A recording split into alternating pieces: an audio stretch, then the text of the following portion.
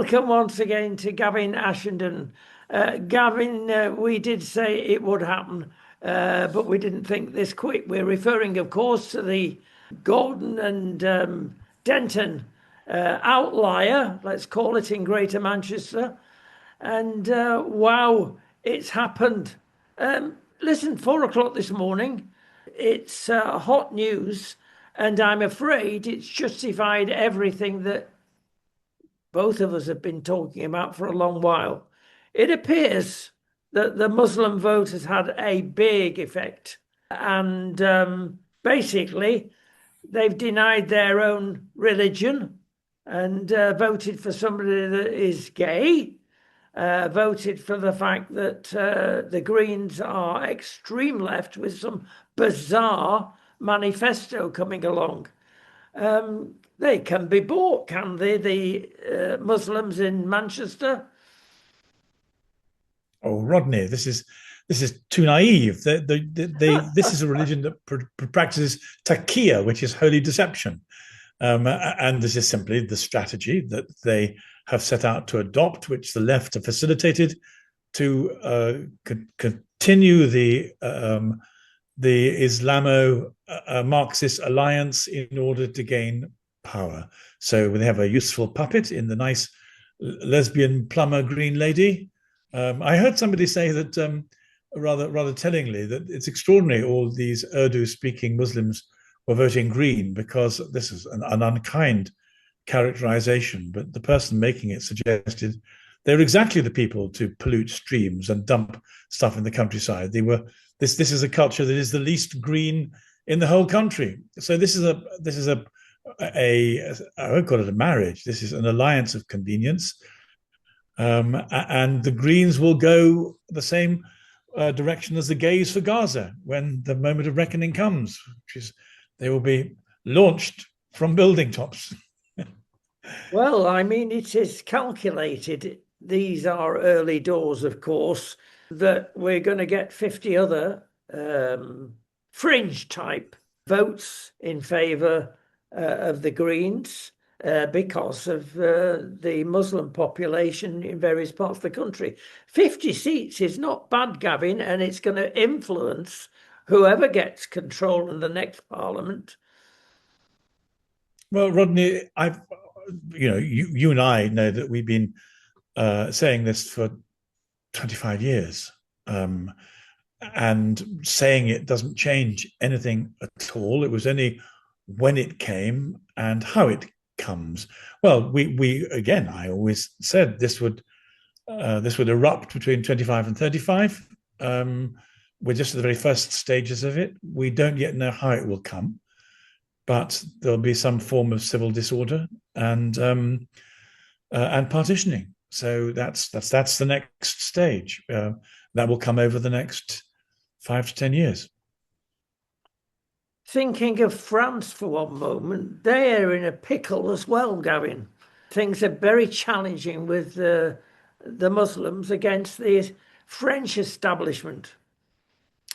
Well, there are some similar things and some different things. I'm not saying that the French are better than us, but the interesting thing is the French will fight.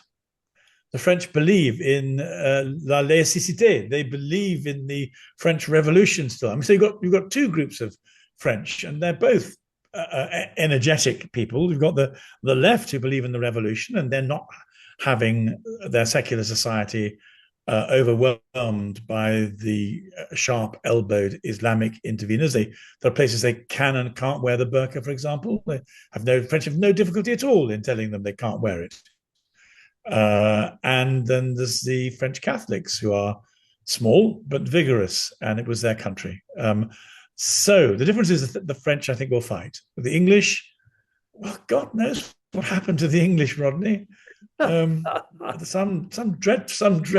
I mean, literally. I mean, I do sometimes wonder whether we've patted ourselves on the back in times of crisis undeservedly. You know, maybe we only won Trafalgar because Nelson was amazing. Maybe we only won Waterloo because Wellington was amazing. Maybe we only won the Battle of Britain because the pilots are amazing. The English people have patted themselves on the back and said we've been through the Blitz and look how stoic we are. But maybe it was more Dad's army than Charge of the Light Brigade. And maybe the English don't deserve a civilization. They don't seem to want one. So if you don't want one, you won't get one. No, you're in northern France at the moment. Is there any difference between the north and the south of France regarding the Muslim problem? There's certainly a difference between the north and the south of France regarding the population. It's not that different from the north and the south of England. You have kind of two different genetic tribes there. The difference in France is, I think, that there are more of them, but they are locale. There's been a kind of de facto separation already in France. I mean, there are whenever someone says there are no-go areas in England, all the leftish politicians say, "Oh no, there aren't." But in France, you see les pompiers having bricks thrown at their heads when they go into Muslim areas. So there are differences, but I don't know how it's going to play out in terms of politics. Essentially, what we have in Europe is the Islamification of Europe. Yes. Islam has several different faces. It has the face of the immigrant and the victim. It has the face of the terrorist bomber. Our people have made the most dreadful mistake in imagining there's a difference between Islamists and Islam. There is no difference at all. The Islamists are simply doing Islam. They are practicing the Hadith. They're practicing the verses in the Quran. They're doing it, and it involves the destruction of the enemy, and they're destroying the enemy. And there is this extraordinary self-hatred in Europe, which is, I've been thinking about. I'm trying to write a big article about it today. Please look at my Substack, New English Catholic. Sign up if you like. I'm very keen to get new members, partly because, if I may say so, pitching shamelessly for supporters. The more readers I get, the more influence I have, and I want to have influence because I think God's asked me to speak out at this time. I'm not claiming to be a prophet. But on the other hand, I've seen this coming for some time. That's a different kind of foretelling. But anyway, I'm trying to write today in a way that says not just "I told you so," but where can we find the recovery of vision, the recovery of energy, the recovery of purpose, the clarity of who we are and what's to be done, so that the remnant can be energized to defend themselves. I've been having an argument with ChatGPT today. I put my stuff to ChatGPT and I asked for correction. I can't tell you how rude I want to be, but the reason I can't use it is because it keeps on changing my language. I'm having a furious argument. I said, basically, I ask it to correct my typos. And then what it bloody well does, excuse me, is it changes what so I'm putting in the word crusade, and as I ask it to check my typos, it says, "You can't use crusade." I said, "I'm bloody going to use crusade." "Oh no, you can't.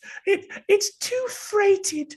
And I said, "No, it was a defensive battle to preserve a safe space for Christians against Islamic invaders." What's different? What's different except it's happening where we live instead of where the holy places were. So I'm trying to write today to suggest, and Rodney, this is so difficult because I'm aware of how this sounds and I'm really embarrassed. I've become a Catholic and there's nothing more annoying than supercilious Catholic converts. Really, I know that. They got on my wick for years, these people, and now I'm one of them. But I want to be one of them in a different way, in the sense that I don't want to have changed tribes and say, "Oh, my team's now better than yours." That's just irritating and horrible. What I want to say, the first thing I want to say to the Catholics is, for goodness sake, get your SH1T together. Do not have a schism now about the Latin Mass. You idiots. Do you not remember Constantinople? Every time there's a schism, in comes Islam. And so, to use the language of black and white, the devil has prepared a schism for the Catholic Church to inflict upon itself just at the moment it needs to get itself together and fight Islam over Latin. well, it's more than Latin, of course. It's over modernism, but it can be avoided. And one of the things I'm trying to do is to write in a way, Johnny come lately who knows nothing. Who the heck am I? But not, well, I know because I've been an Anglican doing this stuff for 40 years. It's the same stuff spiritually. It's the same stuff strategically and intellectually. You just put it in a different culture. So what we have to do is we have to have only the Catholic Church can do this. I mean, I love the Baptists and I love the Pentecostals and I love the Orthodox and part of me is very happy with all of them. But there is only one worldwide Christian body that has the depth and the resources, and I would say the authority from God too, to do. And the problem is they've had the stuffing kicked out of them, by paedophilia, God rot them, by the modernist controversies. But we're at a point now; it's a real civilizational hinge. And if the Catholic Church can't get its act together and crusade again, I don't just mean militarily, I mean with the conviction, with a Pope who says, with bishops who say, our civilization, the civilization Jesus gave us to give to people so that they could be saved, is at risk. You have to put your own interests second now. There has to be some kind of crusade. Let it be an intellectual and a spiritual and a democratic crusade to begin with. God save us from any violence. Well, they'll bring the violence on us soon enough. We don't need to, but there's got to be a rejuvenation of vision in the church. And when I say this as a Catholic, I really, really, really don't mean it as a new kind of tribal group. I cannot see any other expression of Christianity that has the capacity to do this, and even they are busy trying to shoot themselves in both feet and all 10 toes at the same time. I'm just praying that Leo will have the common sense, the holy common sense, to realize that he mustn't excommunicate the SSPX. Here's the interesting thing. The Gen Z, I don't even know who Gen Z are. I mean, there are people who haven't gone bald. That's all I know. the non-bald Gen Z are said to be very excited about greenery and ecology, and some of them are. But Gen Z are also the people who are literally flocking into the Latin Mass and becoming interested in raw, hard-boiled, high-octane Catholicism because it has a certain spiritual authority. Now, the numbers aren't big, but essentially, the Catholic Church, Christianity has to capture Gen Z for Jesus and the gospel. And if it turns out that one of the practical ways of doing it is hardcore medieval Christianity, well, for God's sake, let's go hardcore medieval. And it's enough. Why not? What's the alternative? United Nations, Christian Aid, iftar services in Bristol Cathedral, where for goodness sake. A loose definition of the Gen Z is 34 and about 10, 12 years younger. So that's Gen Z, but they voted in their many thousands, Gavin, not for the Catholic Church or the Protestant Church. They voted Green in their thousands. Well, of course they did. They have been propagandized more than anybody else. I mean, you and I we're half propagandized, but we saw it coming and we kept our minds clear and we knew better. Though there are many people our age who didn't and still read The Guardian and believe that electric cars are the most sensible way of saving the planet, which is just such a piece of intellectual garbage. Did you realise, by the way, during your tirade about GBT? Sorry, I'm so sorry. No. The probable reason for that, allegedly, is actually most of it comes from The Guardian. So you've got to be careful which animal you look at in AI terms, because you're not getting an impartial view on that. Oh, no, but I'm not using AI. I've got my own ideas, Rodney. I don't need to ask AI to write my stuff for me, unlike some of my erstwhile colleagues who do. I mean, I have the most terrible eyesight. I'm the worst proofreader in the world. And a number of people wrote to me and said, you are an idiot. Your stuff is littered with typos. The trouble is, I've got one of my eyes got 3 detached retinas, and the other one was useless from the beginning. And I'm afraid I just don't see this stuff on the screen. So I use AI to clean up my text. And then I say, don't touch it. And it does. AI lies. It doesn't do as it's told. It's like a kind of badly behaved imp in a Harry Potter movie, and you can't trust it an inch. So you're absolutely right, but it depends what you're using it for. It's like a car. If you don't use it properly, it'll kill people. But maybe if you're alert, you can make it work for you. But it's a close thing. Well, there's an analogy here between that and Islam, actually, if you think about it a little more deeply. Having said that, it's not complete trivia, because Gavin, is there hope when the Anglican Church has decided at long last that it's not going to vote for same-sex marriage? They've decided at Synod that basically they're not having any more. Is that hope? Okay, Rodney, no, it isn't hope. I'm going to be a bit brutal, but I'm only going to be brutal to save time.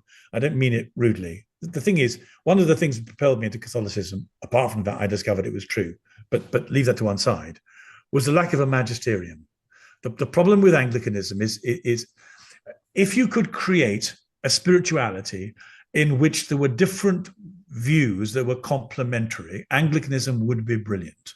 It has a flexibility and a capacity to, if you like, cover the whole pitch. But the problem is that the whole pitch is contested. And so Anglicanism can't help but fall into different contested groups, and there is no umpire. Well, if you had an umpire, if you had an Anglican pope and it was a good pope, then but it wouldn't be Anglicanism. They deliberately got rid of the pope. They got rid of the magisterium. They got rid of the sacramental power. Essentially, Anglicanism is a creation of the Enlightenment, and it's very, very vulnerable to empiricism and rationalism and politics because it's not so good at mystery and Christian magic in the proper sense.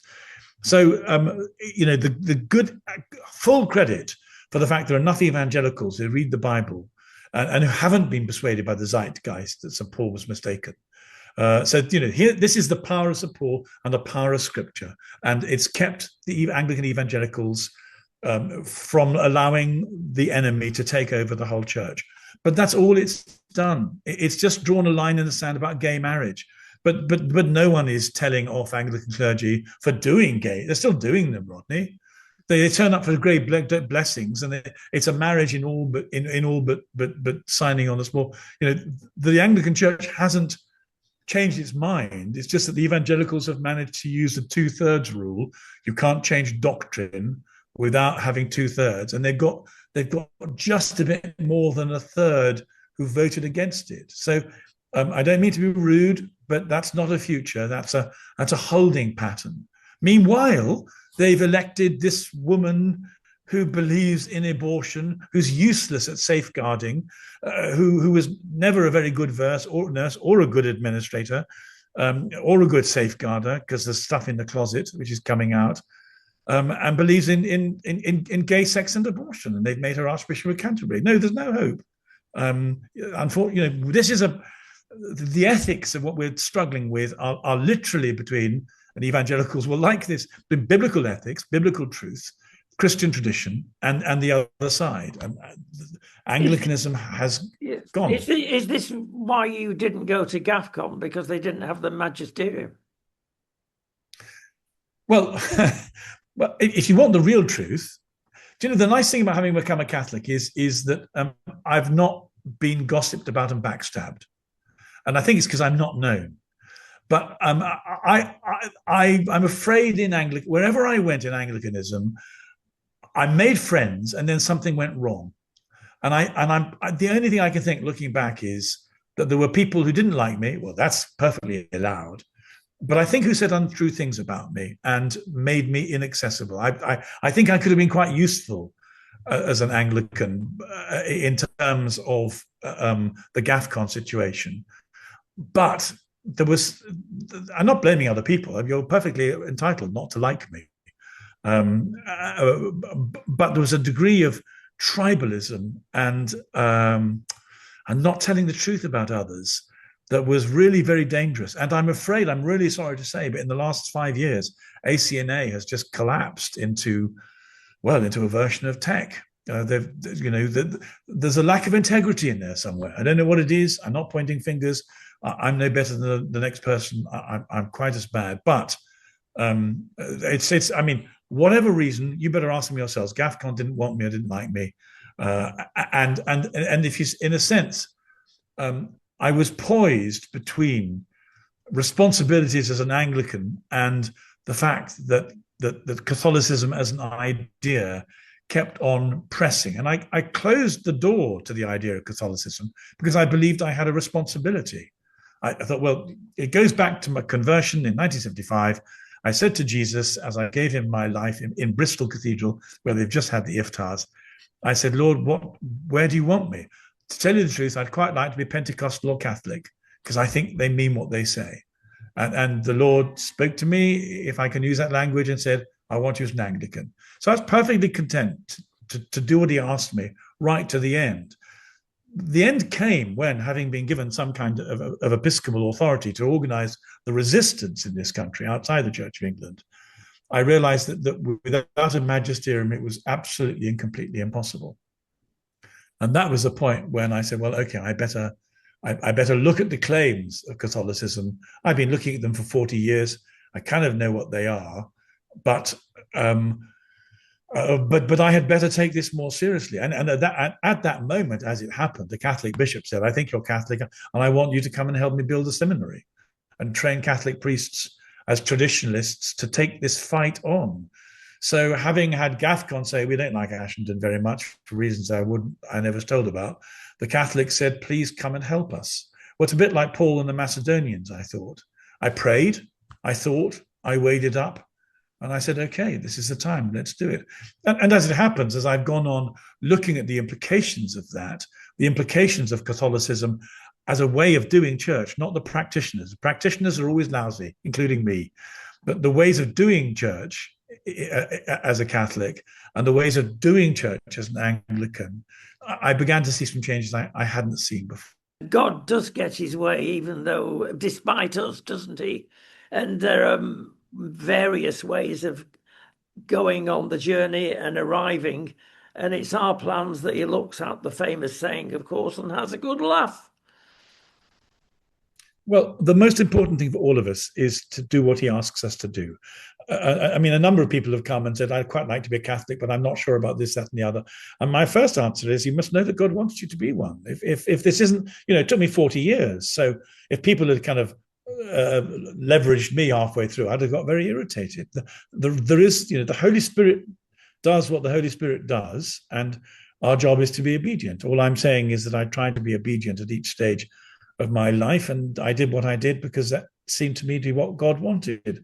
And I can see now a pattern that has brought me, if you like, to the last lap, where all the things that he enabled me to do have been extremely useful for the last battle. Well, that's where we are. We're in C.S. Lewis's terms, we're absolutely at the last battle. But we just have to do what God asks us to do. But I've noticed, Gavin, among the people we jointly know, they've ganged up on you, a lot of them, whereas they've not ganged up on other people that have jumped ship. Yes, I don't know why that is, Rodney. You'd have to ask them. I don't, as my wife tells me, I can be very irritating. So perhaps they're not to blame. They appear to be hurt. Let me put it that way. Well, you must tell me about this. I don't know. I don't know about this. Well, they're hurt because I left, you mean? Well, they as though it's a personal insult and that you've left. But I keep thinking, well, why is it you? What have you done? Have you expressed yourself in other ways than other people that have gone over the Tiber? Well, I was rude about 3 weeks ago on Twitter, and I apologized for it to a certain prominent person. I said something that was true, but bitchy. So I'm sorry. It was it was true, but unnecessary. So I apologized, because I woke up the next morning and thought, Jesus wouldn't like that. Say sorry. So I said sorry. I did invite the other person who riposted to say sorry, and I have to say he didn't. But be that as it may, I think we're talking about something else here. I think I know that people have become a bit irritated that I've been vocally supportive of Catholicism. And I also know, of course, that it looks like a degree of kind of, Yabu sucks, look at my new team. I'm really sorry about that, and I'm aware of it, and I try to put it in a way that doesn't fall into that. But on the other hand, it does require each of us to examine ourselves. And I have to say about Anglicanism, look, if you think it's true and it's working, then explain how and why. But it isn't working, and I'm afraid it isn't true, in the sense that the things it said, the reasons it gave for leaving the mother church were partially true only. And then over the last 400 or 500 years, what should have been a renewal movement became, in fact, a schismatic, secularized alternative. Now, if it had been a renewal movement, I mean, for goodness sake, that's what we want. We want the church to be renewed. But I mean, let me give you an example. I was told for the whole of my life that Calvin, Zwingli, and Luther were all authorities on the church fathers. And I believed it, because who has sat down and read through Calvin's work on the patristics? No one's got time to do that. So you believe what you're told by your lecturers, and then you don't stop believing it unless there's a reason for it. So, like Newman, there came a point when I went back to the fathers and thought, oh, but my goodness, they're Catholics. Well, what was Calvin saying about them then? And then you discover that both Calvin, Luther, and Zwingli were all cherry picking, because it was a propaganda fight. But I thought they were trustworthy, but they weren't. And so then you look at how Anglicanism was founded, and it was founded on the dynastic aspirations of a Welsh bandit psychopath who closed down all the houses of prayer and gave the proceeds to his supporters in order to keep a political base. And so there were no monasteries. But I mean, the monasteries were where people did the praying. And so how in any sense can that be a platform for renewing the church? And then, instead of, I know there were problems with the Spanish and the French being aggressive, but nonetheless, if Anglicanism had genuinely had a profound spirituality, it wouldn't have given itself over entirely to Elizabethan and Jacobean political nationalism. It would have asked questions about the nature of faith. But actually, what the 39 Articles did was a bunch of propagandists got together, wrote a kind of hate script against Catholics without justifying it. I mean, silly things like Anglicanism believes in all the ecumenical councils, except some, but we won't tell you which ones, and we won't tell you why not. Well, how? I mean, really, I mean, that's what they say. And the Mass is a blasphemous fable. Yeah, but what if it's not? I mean, I know you say it is, but what if the Eucharistic miracles? What if actually the Mass turned out to be the most powerful way of stuffing Satan? I'm just saying, what if? Just because you've written this down as a piece of kind of, because it does sound a bit like hate speech. It's not exactly moderate, is it? So the problem with the construction of Anglicanism is that it wasn't built on the truth. And it didn't do what it said it would do, which is to be a renewal movement for the church that had evangelized Europe. So we've got to re-evangelize Europe. And let me just ask you, what prospect does Anglicanism have of re-evangelizing Europe? Well, for the first of all, it doesn't exist in any other country, so it's not going to be much use anywhere else. Well, what prospect does it have of re-evangelizing our country? Well, I've been trying to do that for 40 years, and it's got absolutely nowhere. I mean, or not very far. Well, so stop, rethink, consider. As C.S. Lewis said, if you've made a mistake in the calculation, go back to where you went wrong and say sorry and start again. Well, that's why I'm a Catholic. Well, let's finally say we've come in a big circle, but you've mentioned politics again. So we'll come back to politics before we leave. And hope is a word that is should be more cherished than it really is, especially in the present circumstances. Do you think what's happened now and will clearly go on, it's not a one-off, this by-election, will it shake people and into reality? Will they do anything? Will they come back to the spiritual side of their life, or will they continue in some sort of other religion, other Marxism, other atheism, and hope that they can solve the problem that way? It's not worked out so far. I'm not really clever enough or wise enough to know, Rodney. I mean, I do know that the form that you ask the question will determine the kind of answer that you give. So we can ask this question in a number of different formats or platforms. You can ask it politically, you can ask it sociologically, you can ask it psychologically. Why are the English so exhausted and confused? You can ask it spiritually. We're dealing with demons and powers and thrones and dominions. I think you have to find the right answer in each of those frameworks of analysis. Ultimately, the place I start and end is the spiritual one. We're dealing with a very dangerous enemy, and then I go to the book of the Apocalypse, as we call it, or Revelation, as my old friends used to call it. And the fact is, we don't win until the end of time.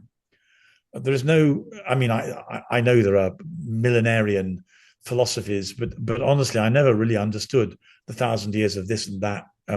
I can't find the text giving me a kind of politicizable clarity or historical clarity. I can only read it theologically. So I mean, I know there are lots of other people who do read it politically, but I can't. So I don't see a political solution. I think I'm Johannine in my kind of gospel allegiance. Satan was thrown down into this world, and as St. John says, he's the prince of this world.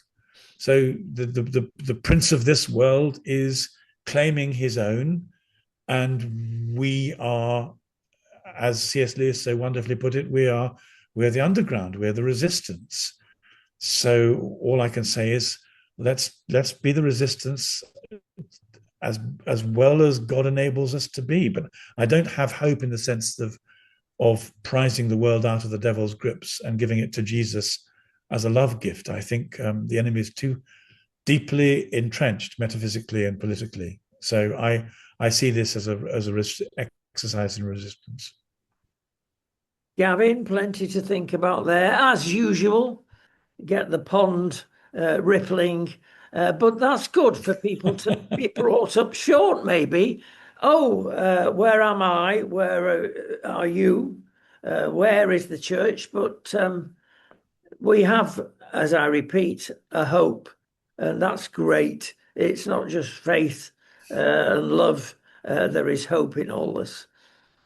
Well, Rodney, the hope, frankly, I mean, you're looking awfully well. I'm a bit decrepit nowadays, but the hope is when we stand in front of the Lord in a very short period of time, that He says, "Come into my kingdom, prepared for you from the beginning of time."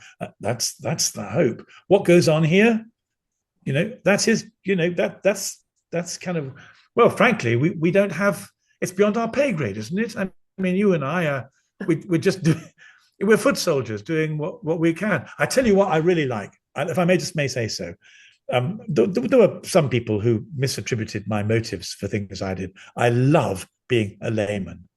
I love having no prefixes, no titles, no clothes, just Jesus and the church. And that allows me then to say what I think God wants to say without people saying, yeah, but, it's in your interests or whatever. So I'm very grateful to have been brought to this particular point and to be useful. Meanwhile, our hope is going to be for the moment of judgment. To be recommended, Gavin. Thank you so much. We'll see you shortly. Thank you for having me on.